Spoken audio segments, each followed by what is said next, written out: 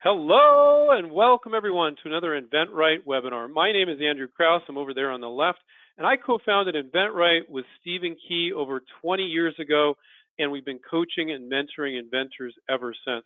Stephen and myself love doing these public webinars where you invite special guests on, and tonight we have a very special guest. His name is David Contract, and he's the marketing team lead for the Betesh Group. And they are very famous for their products, their Baby Boom products and their Baby Bretza products. And tonight, he's going to share with us how to pitch products to the baby products industry and what you guys need to know. Welcome, David. Hi, everybody. Stephen. Do you want me to? No, you know why I'm so interested? David, thank you very much for coming on.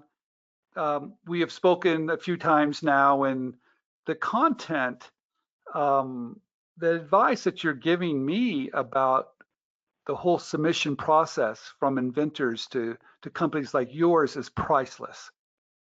And I really thank you for coming on tonight to share your insights, because they're very helpful for us to really zero in on how to present our products correctly to companies like yours to license. So thank you very much, David.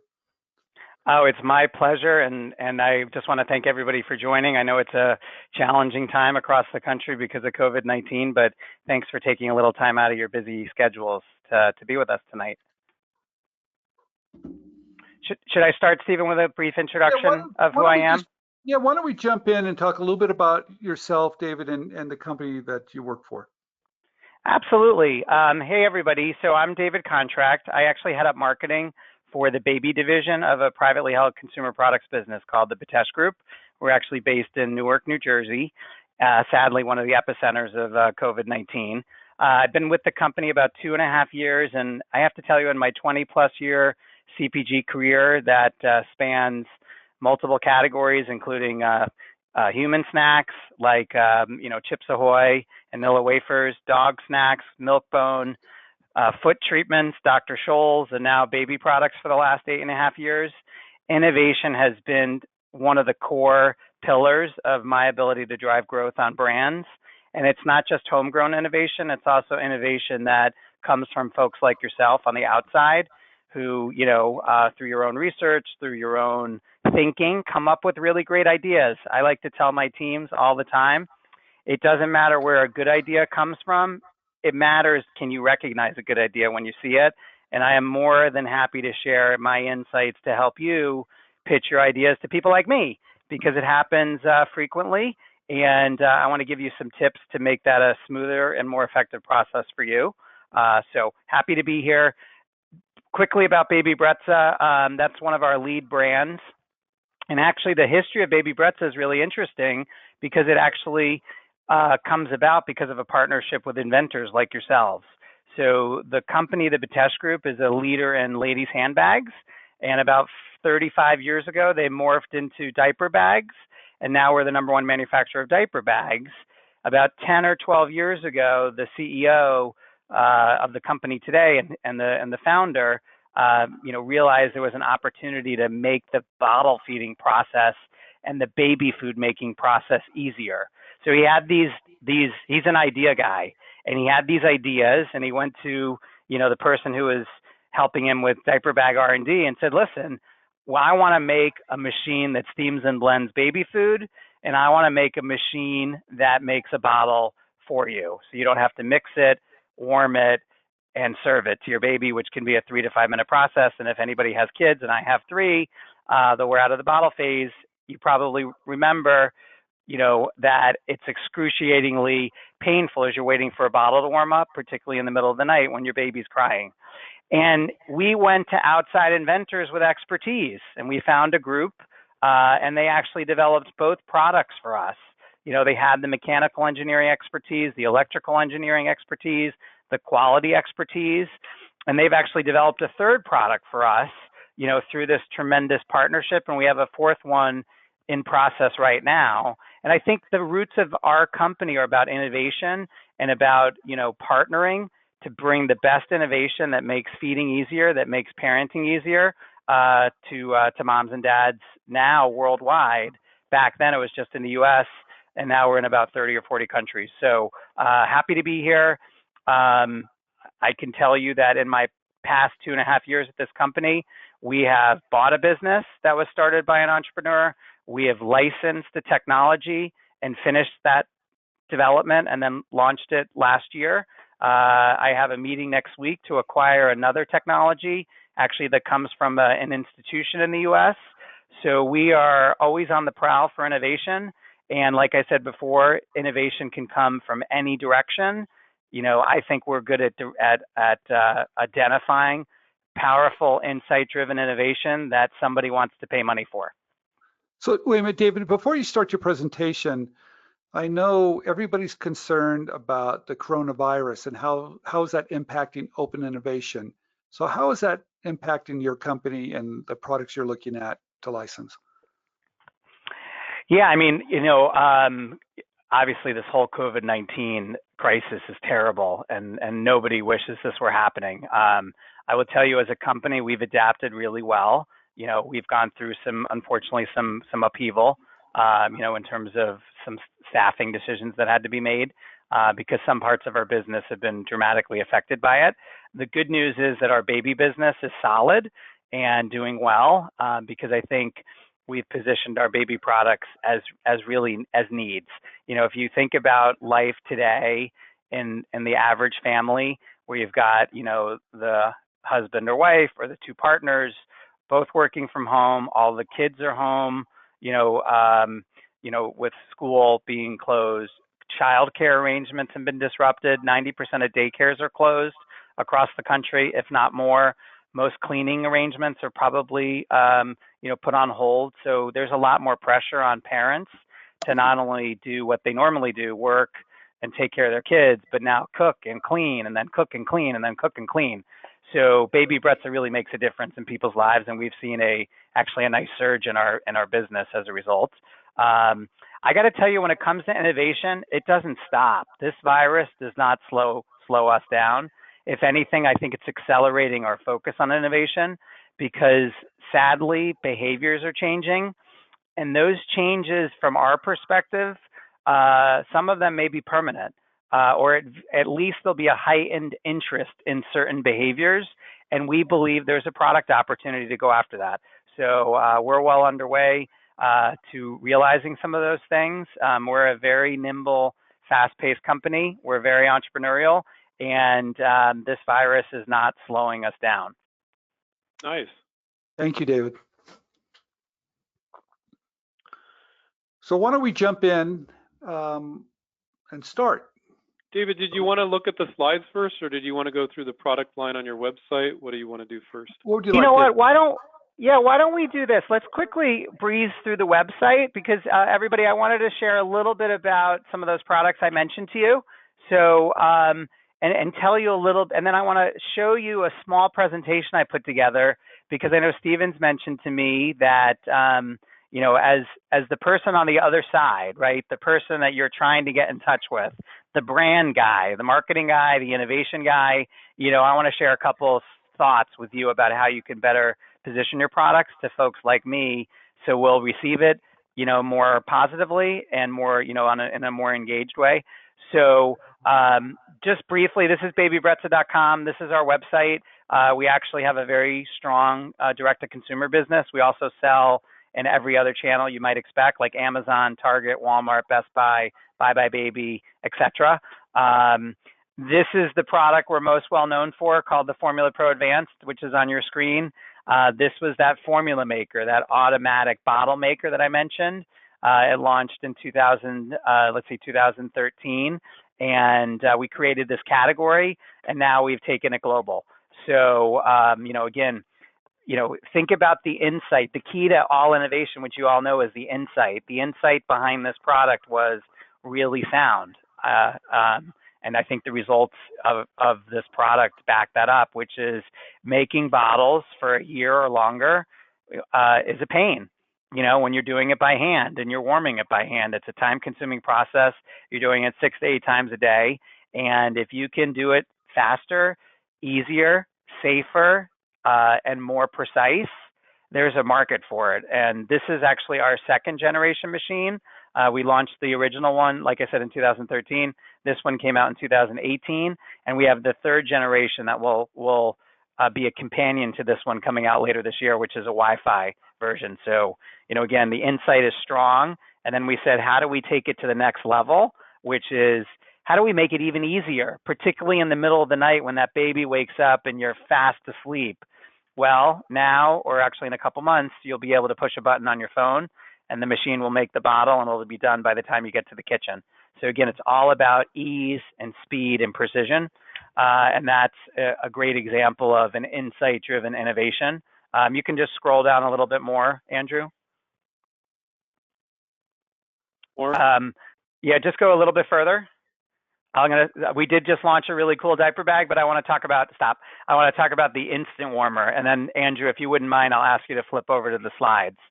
So this is one of our latest innovations, and it's one that I'm really proud of because this was homegrown, right? So the Formula Pro and our food maker were partners or partnerships. This one, our team came up with because we do a lot of research. Like we want to get into the consumer's mind and uncover that powerful insight, right? And that is the holy grail behind every product. What's the insight that drives it? So in this case, the insight is that warming a bottle is a pain. It takes too long, and every bottle warmer on the market, including our own, warms it too slow and unevenly. If you think about how a bottle warmer works, you're putting the bottle inside a tub, basically, and there's water on the bottom of the tub and somewhat up the sides of the bottle. So your heat source is coming from the bottom, heating up the water that's surrounding part of the bottle.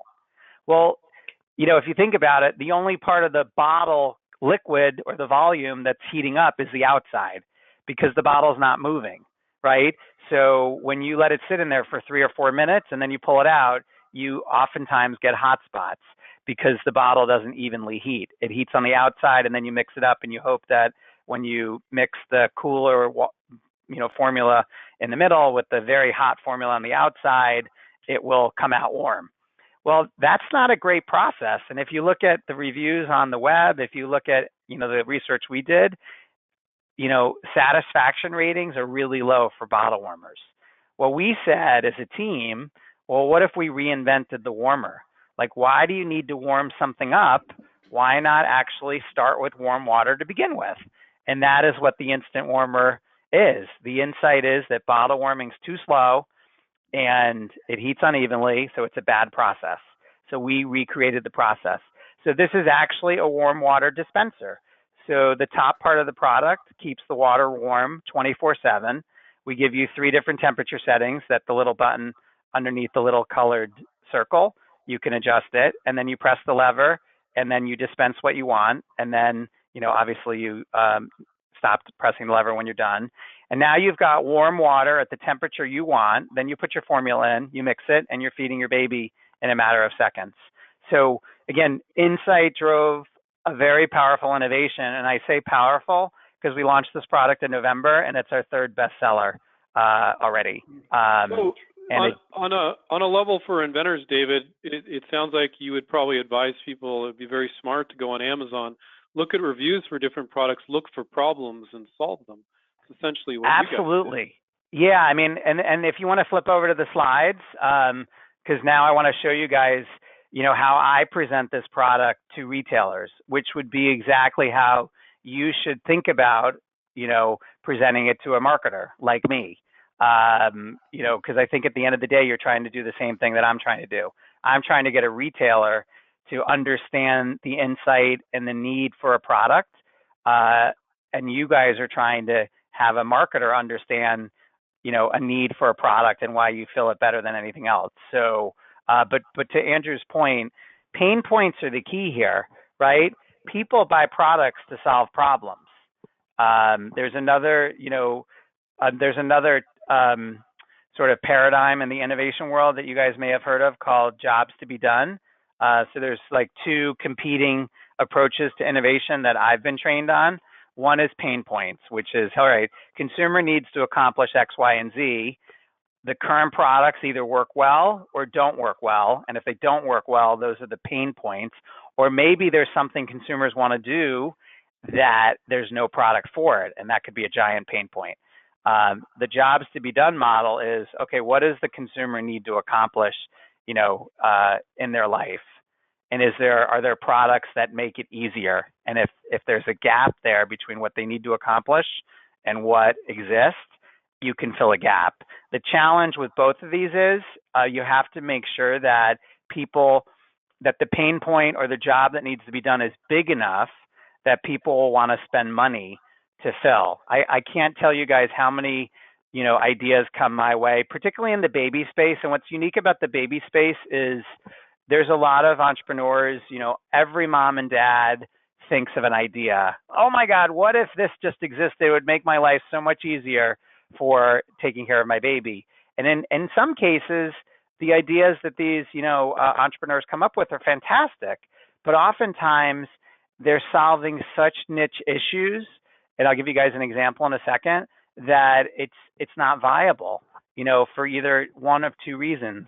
One could be it's so small of a need state, you'll never be able to market it and get it into retail, which is really where the money is to be made, if there's not enough people who have that problem. And the other thing that I find is oftentimes, yes, it's a pain point, but it's not a big enough deal that people will spend $5, $10, $20, whatever, $30 on. So you always have to keep that in mind, which is how big is the pain point and how bothersome is the pain point. If you really think about those two pieces, then you'll focus on products that are more viable. The example I wanted to give you guys is this was, I think, a year and a half ago. A mom and dad inventor team, found me, somehow, and they said, hey, we have a new product for bottles. Now, we have a very small bottle business. It's not our core focus. And I was like, I wouldn't mind bringing out something in innovation, in bottles. Maybe it would help me compete more effectively with the big bottle brands. And I used to manage the marketing for two of the biggest bottle brands, so I know a lot about the category and the consumers. So they came into our office, and they were passionate about their idea. Their idea was a little sort of insert into bottles that would prevent backwash. Now, I listened to their spiel. They clearly believed in this. And the hardest thing for somebody like me is to, sort of put a pin in the balloon and pop the air bubble. But, as they asked me, did I think it was viable? I'm always honest. And in a nice way, I said, listen, I'm sure there's some people concerned about backwash, but at the end of the day, I don't think very many people are. Right? And even if they were, now you have to think about the logistics of bringing this product to market. There are probably, 20 different brands of bottles, and every bottle has a different circumference. It has a different, sort of top. You would have to develop 20 different inserts to match every bottle. It's just not practical to do that. But more importantly, the pain point wasn't big enough. Like, their concern was that when you backwash, your saliva that's going back into the bottle has bacteria in it. But at the end of the day, the baby's gonna suck on the next, is gonna swallow the rest of it. So their saliva that may have gone into the bottle is going right back into their body. The only real concern about bacteria in being backwashed into a bottle is if you don't finish the bottle and you want to use it later. But the medical community tells moms not to do that. They only want you to hold a formula bottle, I think, for an hour, and maybe a breast milk bottle for a little bit more than that. So again, it wasn't a big problem. For them it was, but they didn't step back and think about, is this a big enough issue for the market? And can this be commercialized and be successful? And then I'll wrap this up by saying, again, just step back and say, all right, the problem that I'm trying to solve, that pain point, how big is it? How many people are affected by this? Like, we were excited by this instant warmer because 80% of parents warm their bottles. So this affects 8 out of 10 babies. There's 4 million babies. 3.2 million, theoretically, babies are affected by this category.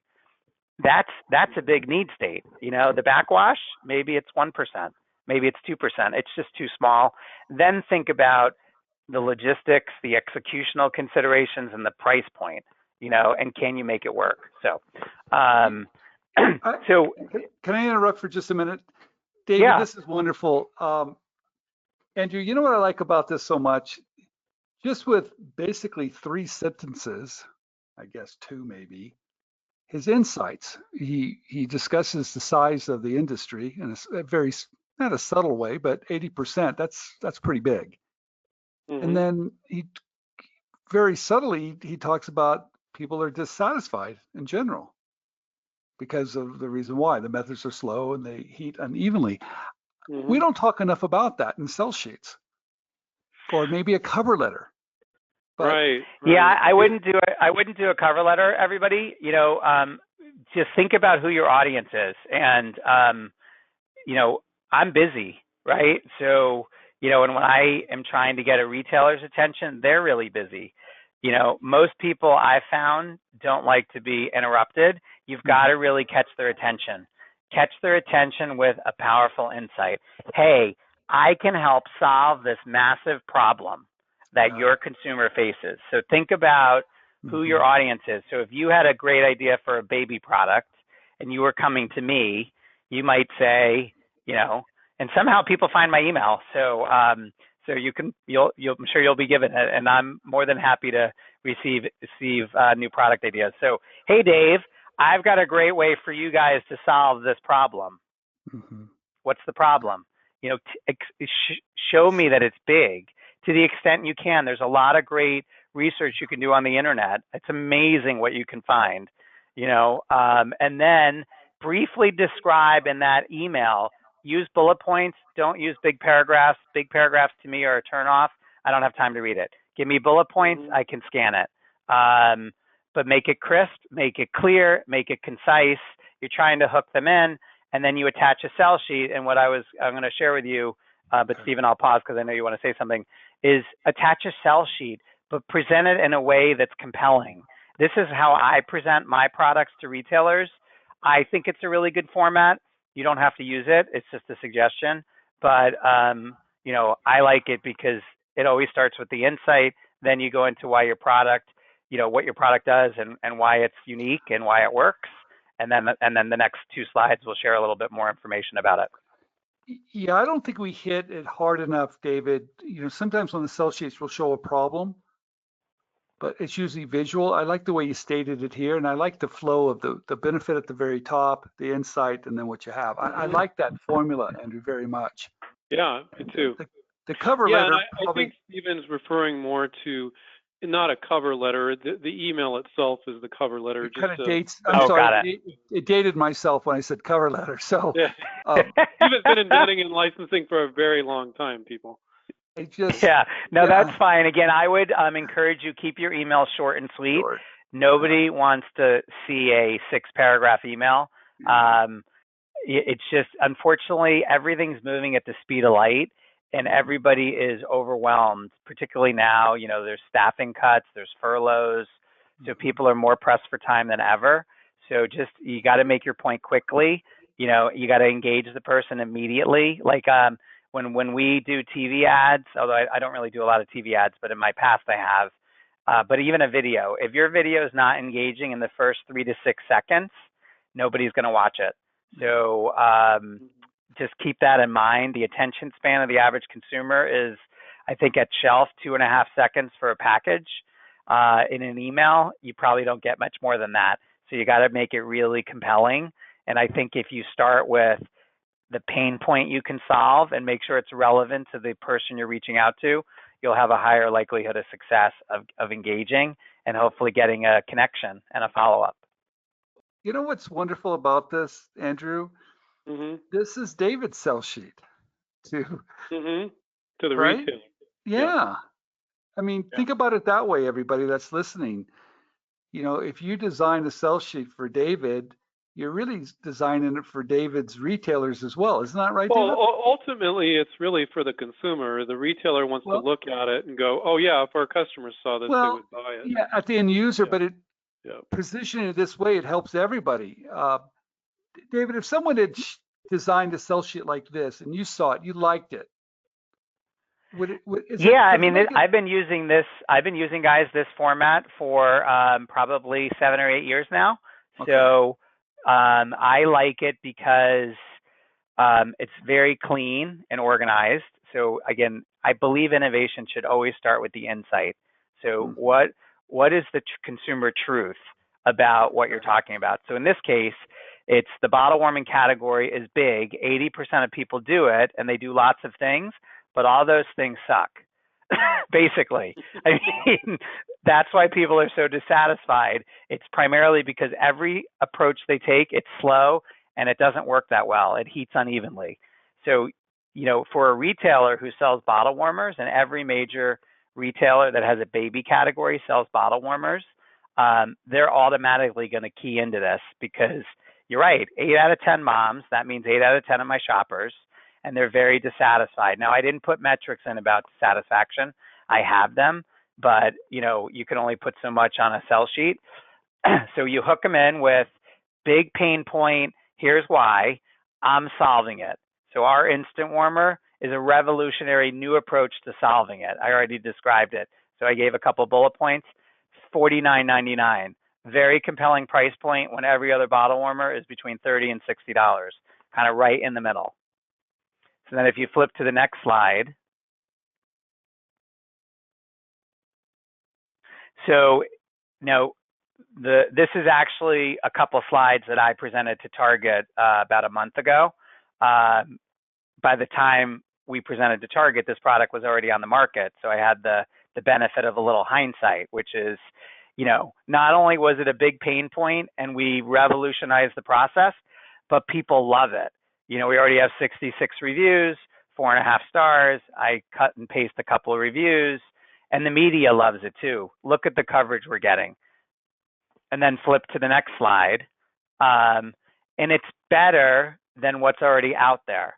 Better than a machine that Tommy Tippy makes, who's one of my competitors, better than the traditional bottle warmer, which I've already described.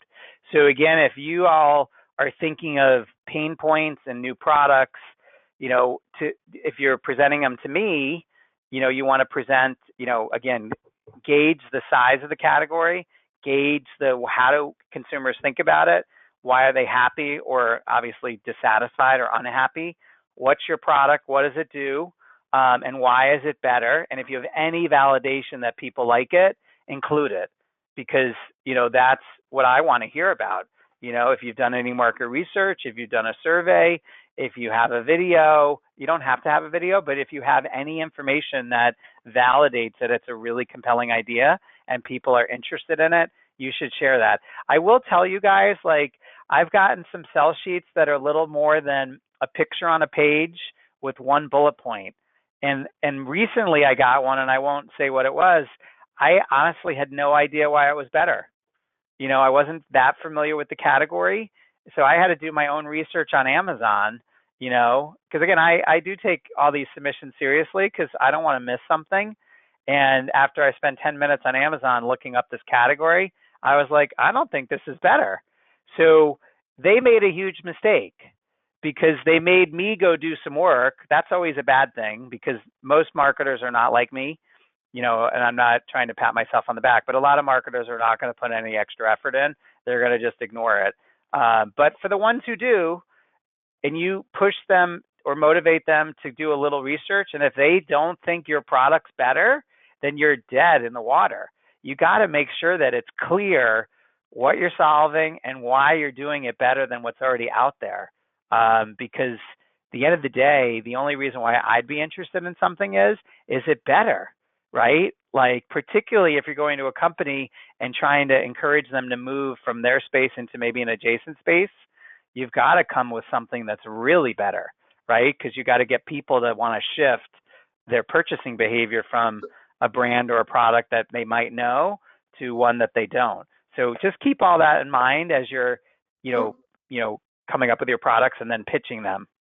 So David, you showed us what you use to go to retailers, and thank you for doing that because it's some wonderful tips.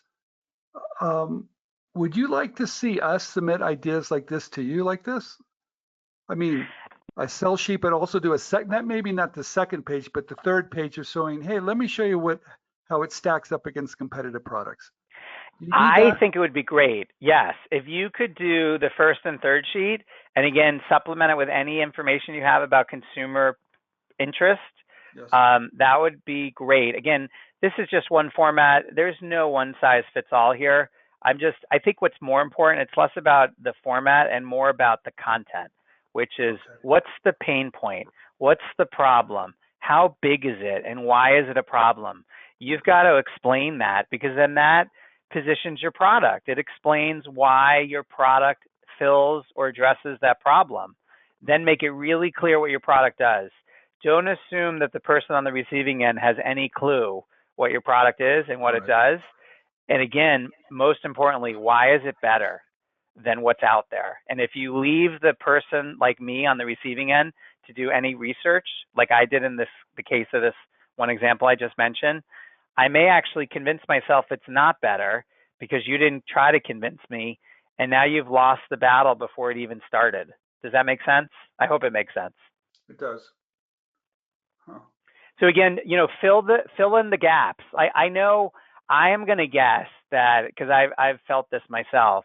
You're so excited that the person said yes. I'd love to see your idea, and you just like can't wait to just email it off. Resist the urge to just act immediately. Step back and you only get one chance. So make sure you put your best foot forward and take the extra 30 minutes or however long and really polish it up and make it as compelling as you can.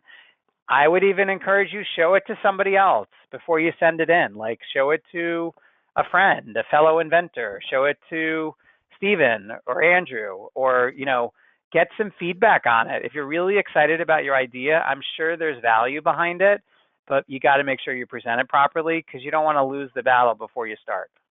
Got it. David, I have a question for you in the area of researching a company's product line before you send them something. I'm sure you must get submissions. Stephen and I have talked to many companies. It's like, did they even look at my product line? So do you get submissions that are just completely inappropriate for looking at for your product line, where it's just way off in left field, or are they typically right on the mark? It's a mix. It's a mix. I do think that's a really valuable suggestion, which is, again, before you, send something to, anybody, make sure it's relevant to them. And if it's not, explain why you're sending it to them. So, sometimes people will reach out to me in the first, like I got an email today actually, because I think somebody was aware of this, said, listen, are you open to ideas, in categories X, Y, and Z? So I wrote back, yes, but recognize that we're not in those categories today, but that doesn't mean we couldn't be in them tomorrow. So again, I'm very open-minded to anything in baby, but we have a housewares division.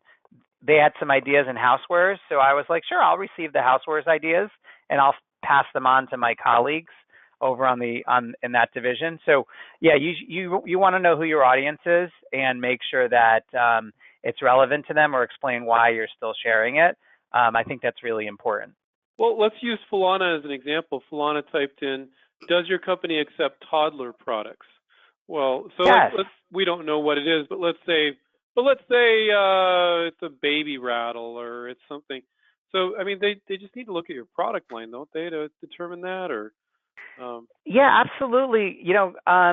So like our company, and I didn't really go into a lot of detail, but like, for example, we really make products from 0 to 5, right? Or maybe 0 to 4. So we're number one in diaper bags. You use diaper bags for, several years. We make baby appliances, which are primarily kind of like 0 to 12 months. We're actually number 2 in baby bedding, which goes into toddler up to probably around 5, and then kids graduate to sort of a twin bed. So the answer is yes. Now you wouldn't know that from Baby Brett's website, but if you did a little bit of research on the Betesh Group, you would realize that. So again, it's applying yourself and learning who your audience is. Sometimes it's okay to ask. Again, you're to some extent, if you can get referred to somebody, they're more likely to respond. If you're cold emailing, just be prepared that they may not respond. But it always helps to know who you're reaching out to and why what you're reaching out about is relevant. I like what you said earlier, because people need to dig down deeper. It's like, well, who owns Baby Bretza? And then you find the Betesh Group, and you're like, oh, damn, they're doing everything from sewn products to appliances. That's a pretty wide range. There are a lot of companies don't do that wide a range of products, but you guys do. But they need to do that research and dig down to find that information. No, I agree. And then actually, if you went a little bit further, you would learn that we have a housewares division, which is it's under a brand called Mindreader, and they're in every housewares category imaginable: office, kitchen, bath, etc. And then we also have this ladies' handbag business, which I mentioned. So if you have a connection into a company, particularly a smaller company, you can get your ideas to probably the right people in that company if you have a connection. And now I know you all had a conversation with somebody from Hasbro last week or the week before. Hasbro is huge, right? So if you know somebody who works in Hasbro, they may not be able to find the right person, in some part of Hasbro. But like I can tell you at the Betesh Group, which is less than 100 people, I can get things to the right people. So, to some extent, you need to know who you're reaching out to, and if your request is reasonable or not. So, David, how many products? I've always said, go ahead, Stephen. How many products does the company produce? How many SKUs? It sounds like quite a few. Is it? So in the Baby Bretza universe, it's probably under 30. In the diaper bag universe, it's probably closer to 60 or 70. Okay. And in the bedding universe, it's probably somewhere in between. So yeah, it's a lot, Okay. David, if somebody came to you with a housewares product, and knowing that you're in charge of the baby area, it sounds like you would readily send them over to the right person. So they said, well, if they just simply said, would you know the right person to submit to? It sounds like you would send them on over there. I would, and some of that is just me. Like I'm a connector. I can't remember which, interpersonal, sort of model, that told me I was a connector. It was one of them, it wasn't Myers-Briggs, it was another one. But I'm an idea guy and I'm a connector. So, but I will tell you, because this happened to me today, and I hope this person's not on the phone, but I got an email who asked about housewares, and I said, sure. And I got a website link. And again, it just was a link, and I looked at the products, and I did send it over to the person, and I gave them my 2 cents on it. So again, if you leave blanks to be filled in by whomever you're reaching out to, they're going to fill them in based off of the knowledge they have. Now, I happen to have a lot of knowledge of this category from my past, so I was able to provide my judgment on it, with some knowledge and some history and experience. But you don't want that to happen. Like, what I'm trying to tell you guys is, don't have the person on the receiving end have to put much thought into it. Explain to them what your product is, why it's meaningful, why it's different, why is it better, why would consumers be interested in it, why is it a big pain point. Make that clear to the person, because otherwise they're going to use their own judgment to answer those questions. And if somebody sent me something that was really not compelling in the least bit, I probably wouldn't pass it along, because I don't want to waste the other person's time. I would filter it myself and just toss it. So you don't want that to happen. David, you're really busy. So how do you, we want to make sure people are sending you good ideas. So what can you tell them that what you need to make good decisions fast? Because we don't want people to send you a bunch of ideas that just wastes your time, because that doesn't help you or the people that are sending the ideas to you. So is there any advice? Yeah, I think the best advice I could give you is make sure that the ideas you're coming up with really solve genuine, large pain points, right? You don't want to waste your time on a niche. It's just not going to see the time of day, and it's not going to deliver a return for you. So I would really encourage you, to focus on things that are big problems. It doesn't mean that it has to be a giant market. Like the baby market's not a big market in the grand scheme of things. There's 4 million births roughly a year in the U.S. So that's a pretty small market when there's 320 some odd million people and 100 and 60 or 70 million households, right? We're talking about a small slice of America. However, it's a market where people spend a lot of money, right? Because your life is transformed when a baby comes into the world. So make sure, like, if you were coming to me with a baby item, is it meaningful to a lot of people in that market? Like if it was, appealing to 1 or 2%, don't even bother. 20, 30, 50, it's got to be at least a quarter of the market or more, I think, to be worthwhile. So before you even bother, answer those simple questions. Is it a big enough pain point? And is my product a better way of solving it than what's out there? I mean, if you can answer those two questions honestly, yes, it's big enough and it does a better job than what's out there in a really meaningful way. And the third piece would be you have some patent protection or some IP or something novel about it that's protectable, then go after it. Because that's the third piece, which we haven't talked about, is, okay, big pain point, yeah, you have a better widget, but at the end of the day, can I protect it? Because if I'm going to license it from you, what's going through my head is, because this happens all the time, you get about a year or less first mover advantage these days. The pace of development has accelerated, and it's because of China, particularly in the baby category, because a lot of baby products come from China. So you could launch a new product like the instant warmer. Actually, this is funny. I just said this to our CEO the other day. I said, his name's Steven. I said, Steven, we came out with the instant warmer in November. It's now April. We have about 6 months until we're copied. So I give it a year until somebody knocks us off. There's no patent protection on this product. Like there are warm water dispensers, for kitchens. There's kettles. So there was nothing. We just have a first mover advantage on this. So I was like, give me some more money so we can maximize this opportunity before we're knocked off. So you got to keep that in mind, because if you're trying to license a technology or a new product, you want the person on the other end to feel like they have many years of benefit from it, not just a year. So let's jump over to that topic for just a minute. If you did have patent protection, would you pursue it through litigation or maybe leveraging some of the retailers that are carrying it, the Me Too, say, hey, look, we've got IP? How would you handle that? Oh, absolutely. Yeah. I mean, listen, a patent's only as good as your willingness to enforce it. So, yes, I have. We would go after it, and we have actually gone after people who've infringed on a particular patent that this company has. But I will tell you guys that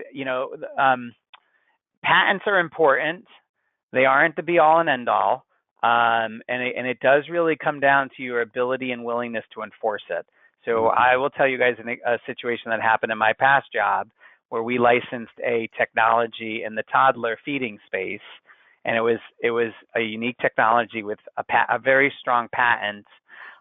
Well, it turned out that we were number 2 in this category. It turned out that number 1 player had been in previous discussions with this company, and they fell through. So when it fell through with the number 1 player, they came to us, the number 2 player. We weren't aware that they were in touch with the number 1 player. Long story short, it took us way too long to get their product out. Just long story why.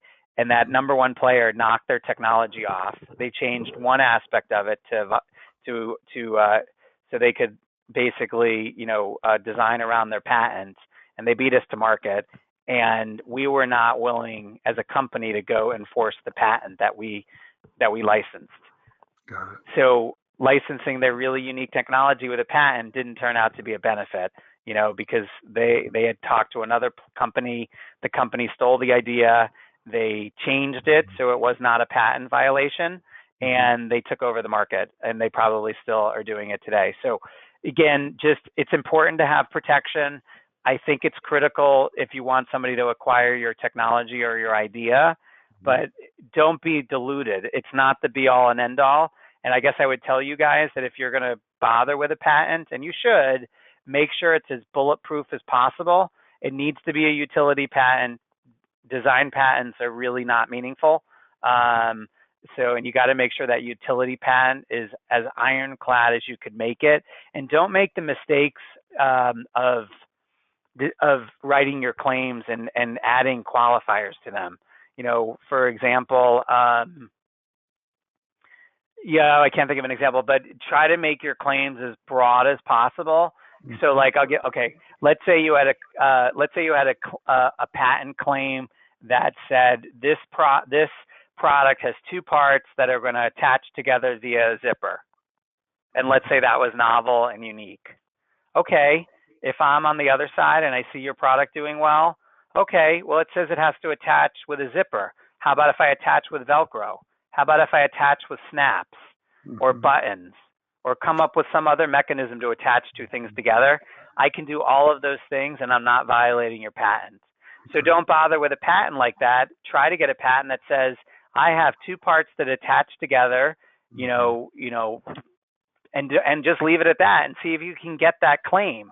Because if you could, now you've prevented everybody else from attaching those two parts through every other means besides a zipper. I hope that's clear. Now obviously I'm not a patent lawyer, and what I'm suggesting may not be achievable, but try to make your claims as broad as possible. No, David, what you said is absolutely good advice, that not only should you protect the invention, but the innovation, meaning steal it and from you have yourself. guys be aware, and I it's really sad, but in my experience, there are companies that are totally above board, and there are companies that are only partially above board. And don't presume that companies who you might respect would not, revert to designing around somebody's patent. It happens all the time, and it's allowed. So, it's just a reality of today's environment. It's cutthroat. Besides the fact that you've got a lot of patent infringement that goes on overseas, there are companies, even in the US, that will say, wow, that product's doing really well. How can I design around their patent? And there are law firms that will help you do it. Well, David, that's fair game. That's reverse engineering. What we try to tell everybody is steal it from yourself.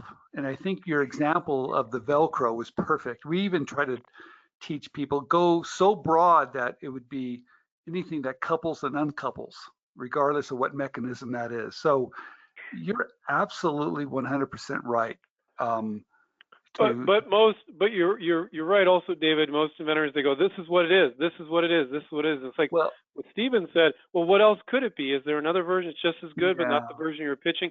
Cover all those variations. Cover the version that's 90% as good in your provisional patent as well. And our students are doing that. And that's good advice. It's spot on, because you never know who you're dealing with. Absolutely, guys. I mean, and I would also share with you, like, if you have, now this is a good and a bad idea. Like, if you have something that's really, really compelling, and obviously you got to be really careful who you share it with. You may want to get an NDA signed. So you may want to have like a high level conversation. I've had conversations with inventors where it's been very high level. I can think of one offhand where they didn't share anything really proprietary, at the first conversation.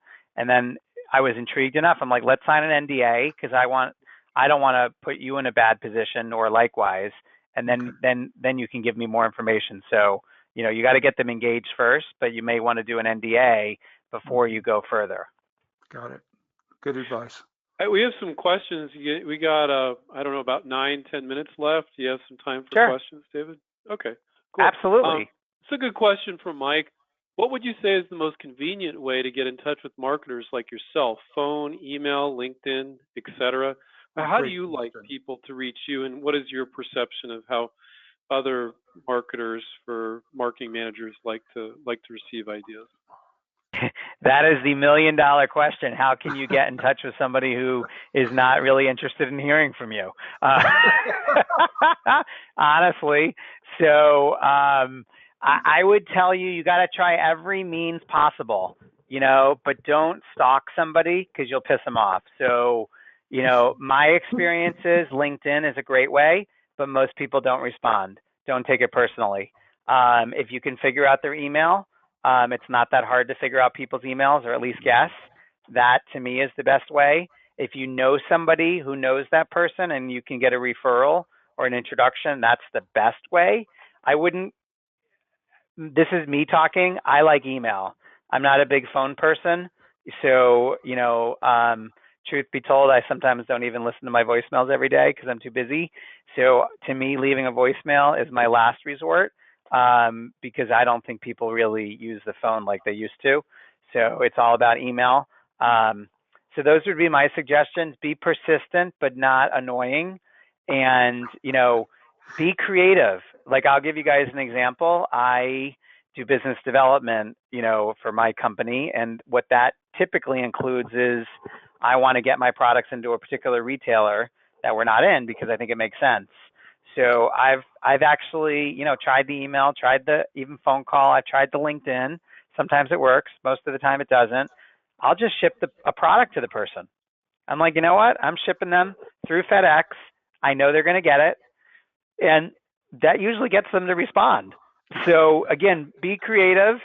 You gotta, if you really believe in what you're doing, you really believe it's right for, somebody on the other side like me, you got to figure out a way to get in touch with me and, use your ingenuity to make it happen. But again, don't annoy the person, and reach out like every week for like 10 weeks in a row.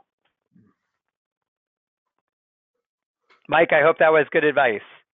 It was great advice, and I love it that you have the same problem some of us have, David. I mean, reaching out to people, and some people don't want to talk on the phone. You send an email, just send the product, and they usually respond. So I think it's wonderful.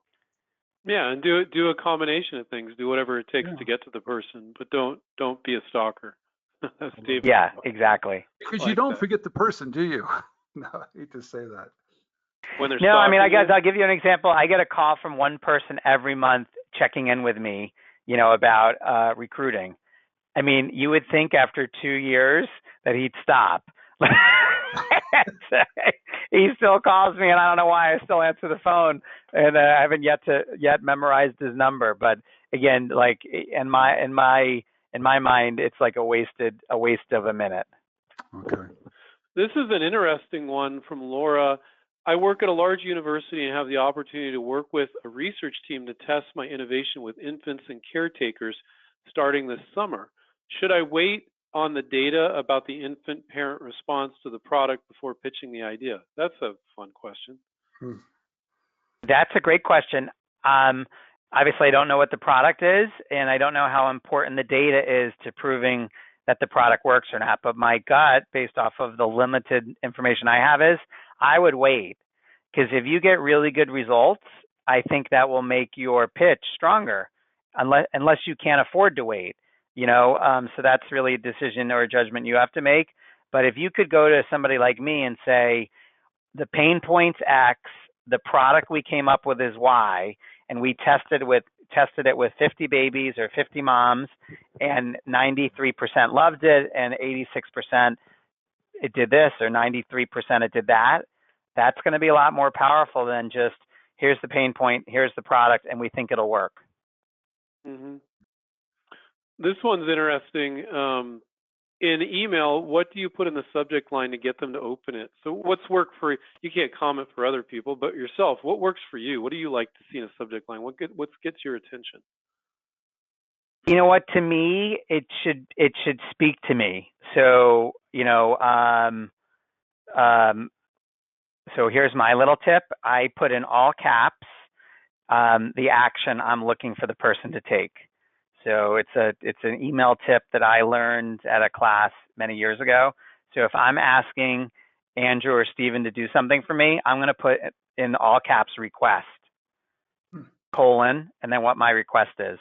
And that will stand out in their inbox. So for you guys, if you were reaching out to me, I probably would say make your subject line engaging to me, which is, request, review, innovation that solves, 80% of new moms' problems or something like that. You've got to bring that compelling, what makes it compelling to life as pithy as you can. And what I just said probably wasn't very good, but make it engaging, not just new product idea for you to review. I'll look at it because I'm the type of person who looks at everything, but I think most people would ignore that. So you got to make it relevant. You got to catch their attention. And I think the best way to do it is I have a powerful innovation, the big idea that can, that's going to address this huge problem for moms. Here's a really juicy question if you want to give this to our audience. What is on your wish list?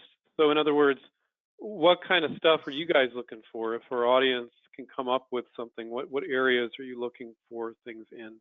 You don't have to disclose that, but if you want to share something, that would be great. No, that's a great question.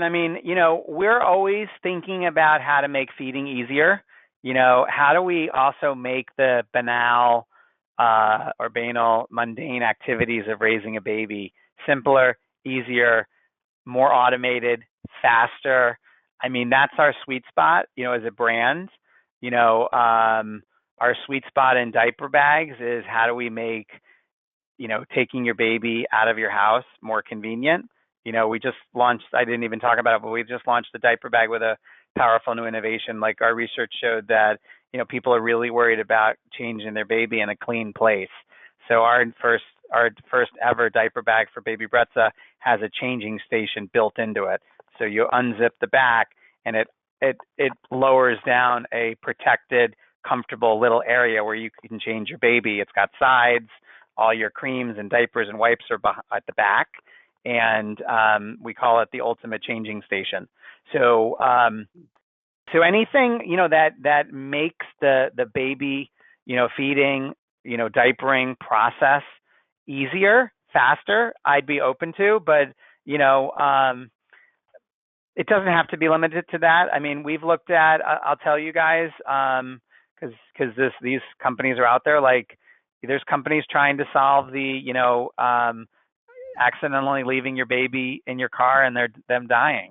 And we've looked at 2 or 3 different technologies in that area, because it is a real problem. And, we evaluated a couple different ways to solve that. So that's a little bit out of left field for us, but I looked at that, and the other area would be sleep and soothing. If you think about the big need states of babies, they sleep, they eat, and they poop. So, how do you make those 3 processes better? Because that's what I think about with my innovation, team. How can we make things better? So I'll tell you guys, we launched the first ever baby massager in Q4 of last year. That was a mom who invented the idea. She came to us because she loves our Formula Pro, and she had this idea, and it fit into one of our growth pillars, which was sleep and soothing. And we did some research. We validated her idea. We acquired it, and we launched it. And so that's another area I'm always looking for new ideas in. Wow, good stuff. Hey guys, we're going to need to start wrapping up, but while we're doing that, if you guys can find the questions box in your GoToWebinar control panel and type in your thank yous for David, I'm sure you'd appreciate them. And if you could type in, make it more than just thank you, write something thoughtful, and then we'll send them all on over to you, David. Oh, Andrew, that's really nice of you guys. Well, Andrew, I have to say, David, thank you. This is probably one of the most important webinars we've had. And why, Stephen? Why? Tell the audience why. Because David gave us the insight of what's important for him, but he also shared how he pitches to the retailers. And there's a connection there, right? Because we need to when when we present an idea to David, we have to convince him, but he has to convince that to the retailers too. So to have his input on how he does it, I think has been, for me, a light just went on. And I want to talk to all our groups and everybody else about how to pitch correctly. And I think he nailed it.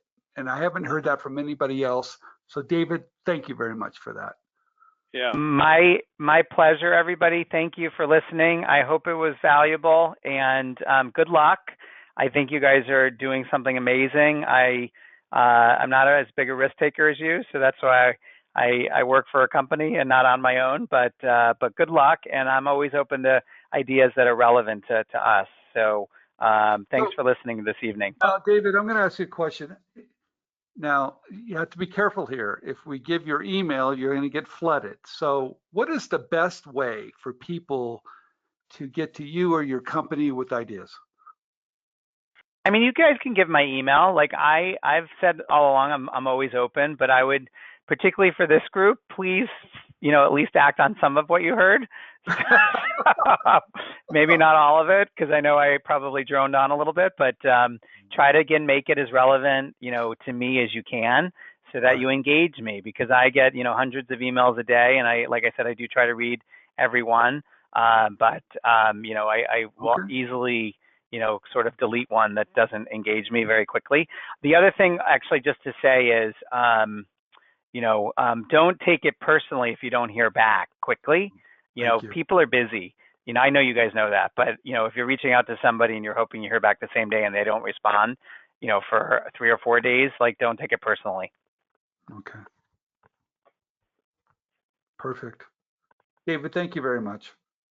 My pleasure. Have a great evening, everybody. Stay safe, and again, I hope this was valuable. Quite done, David. One last thing. What's going on there, Andrew, with the thank yous? Oh, we got too many thank yous to read, but I'll read a few for you, David.